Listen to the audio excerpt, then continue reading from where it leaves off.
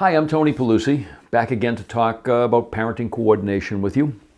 One question that comes up a lot is, what is the role of the children in the parenting coordination process? It's an interesting question, and what I have learned is that different parenting coordinators have different views on this one.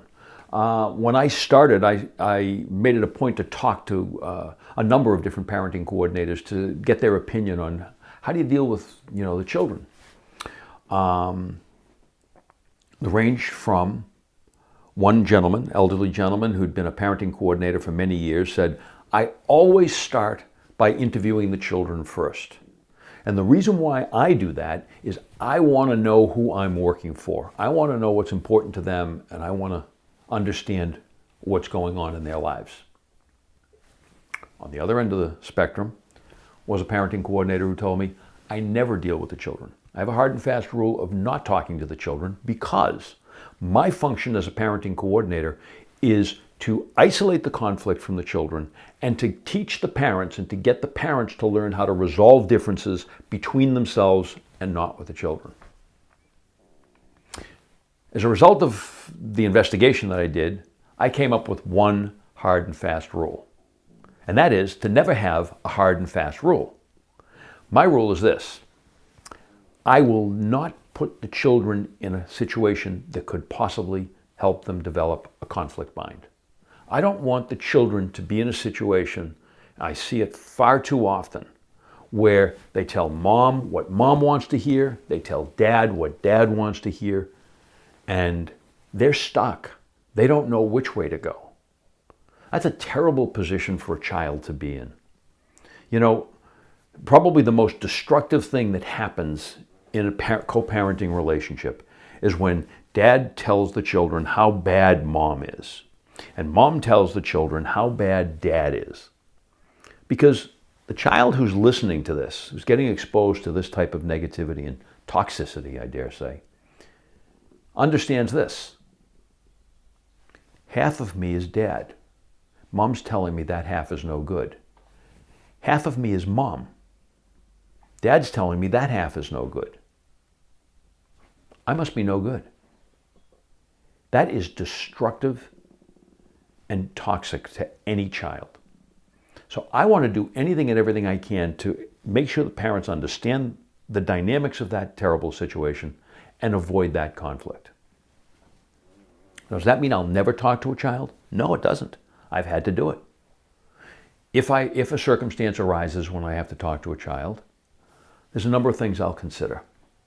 First question, is there an ARC, an attorney representing the child? Is there some other way that I can get the information that the child has that in a way that is not filtered through the lens of either or both parents? Second, has there been a guardian ad litem appointed? Has the guardian ad litem spoken to the children and made findings, issued recommendations? Maybe there's some information there that I can use. Is the child in therapy or counseling?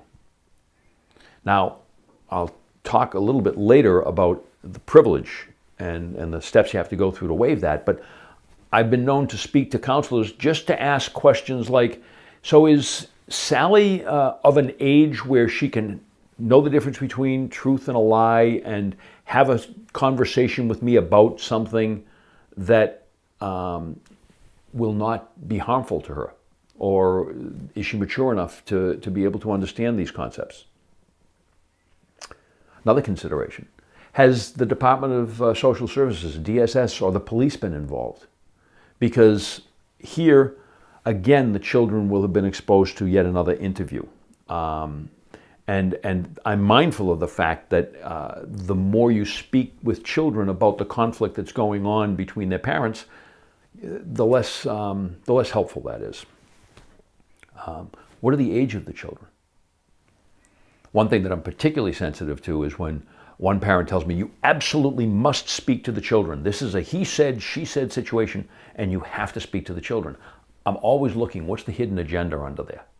Is there some stronger bonding? Is there some alienation going on with the other parent?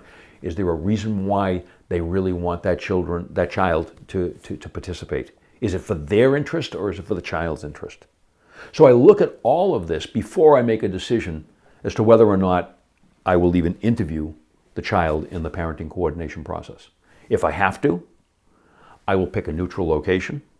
I've been known to meet at a food court or at a mall. I'll have mom bring the children to one meeting. I'll have dad bring them to another meeting.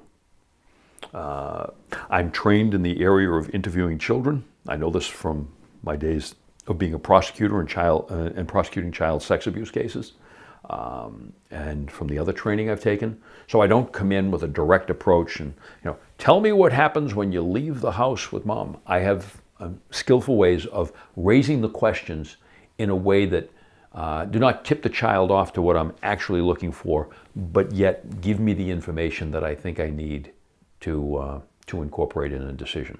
To me, it's a rarity. I don't do it all the time.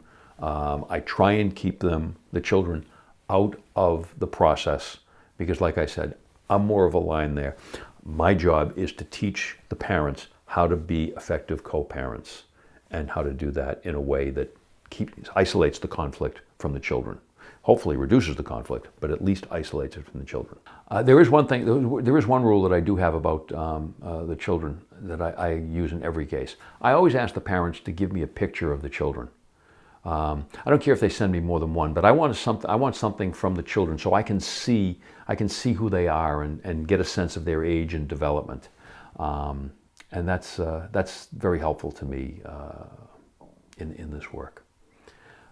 I hope this has been some useful information for you, and you've learned a little bit more about how, at least in this practice, I deal with the role of children in parenting coordination.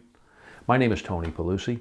I'm a professional coach and parenting coordinator, and if you want to learn more about the work that I do, check out my website, which is tonypelusi.com. Thanks. Have a good day.